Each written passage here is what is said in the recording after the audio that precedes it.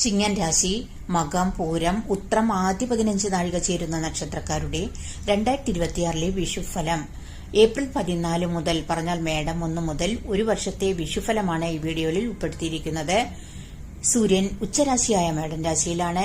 വ്യാഴം വർഷാരംഭത്തിൽ മിഥുനൻ രാശിയിലാണ്. നിങ്ങളുടെ രാശിയുടെ 11ാം ഭാവത്തിലാണ്, പറഞ്ഞ ലാഭസ്ഥാനത്താണ്. ജൂൺ 2 വ്യാഴം ഉച്ചരാശിയായ കർക്കിടകൻ രാശിയിലേക്ക് രാശി മാറും. അപ്പോൾ നിങ്ങളുടെ 12ാം ഭാവത്തിലേക്ക് മാറും വ്യാഴം. വിഷുഫലം 2026 നിങ്ങൾക്ക് വർഷാരംഭം കൂടുതൽ ശുഭഫലവും ഭാഗ്യവും ധനലാഭവും കിട്ടുന്ന വർഷമായിരിക്കും. നല്ല പേര്, പ്രശസ്തി വർദ്ധിക്കും. നിങ്ങളുടെ ആഗ്രഹങ്ങൾ നടക്കും. ആത്മധൈര്യം ഉണ്ടാകും. വിദ്യാർത്ഥികൾക്ക് വിദ്യയിൽ നല്ല മാർക്കോടെ വിജയിക്കാൻ പറ്റും. ഉന്നത പഠനത്തിന് റിസർച്ച് ചെയ്യാനൊക്കെ ആഗ്രഹിക്കുന്ന വിദ്യാർത്ഥികൾക്ക് അനുകൂലമാണ്. അതുപോലെ തൊഴിൽപരമായിട്ട് നിങ്ങൾക്ക് നല്ലതായിരിക്കും. പ്രമോഷൻ കിട്ടാൻ, ശമ്പള വർധനവിനൊക്കെ അനുകൂലമാണ്. വിവാഹം നടക്കാൻ, സന്താന ഭാഗ്യം, സന്താനങ്ങളെ കൊണ്ട് ഗുണാനുഭവങ്ങൾ വന്നു ചേരും. നല്ല തീരുമാനമെടുക്കാൻ സാധിക്കും.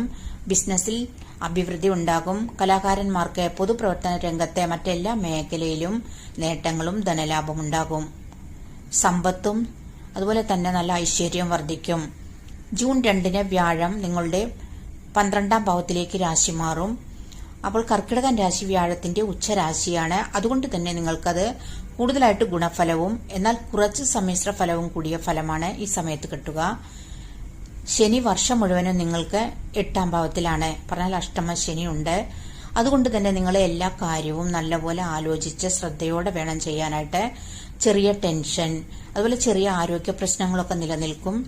നല്ല വരുമാനവും ധനലാഭം ഉണ്ടെങ്കിലും ശുഭകാര്യങ്ങൾക്ക് വേണ്ടി നിങ്ങൾക്ക് ചിലവ് വർദ്ധിക്കും. അതുകൊണ്ട് തന്നെ നിങ്ങൾ യോഗ, മെഡിറ്റേഷൻ ഒക്കെ ചെയ്യുന്നത് കൊണ്ട്, പിന്നെ നല്ലപോലെ പ്രാർത്ഥിക്കുന്നത്, പിന്നെ എല്ലാ ശനിയാഴ്ചകളിലും നിങ്ങൾ ശാസ്താക്ഷേത്രത്തിൽ എള്ളുതിരി കത്തിക്കുന്നത് കൊണ്ടൊക്കെ നിങ്ങൾക്ക് കൂടുതലായിട്ട് ശുഭഫലവും ഭാഗ്യവും വർദ്ധിക്കും. എല്ലാവർക്കും വിഷു ആശംസകൾ നേർന്നുകൊണ്ട് നിർത്തുന്നു. വീഡിയോ ഇഷ്ടമായാൽ നിങ്ങൾ സബ്സ്ക്രൈബ് ചെയ്യാനും ലൈക്ക് ചെയ്യാനും കമന്റ് ചെയ്യാനും മറക്കരുത്. താങ്ക്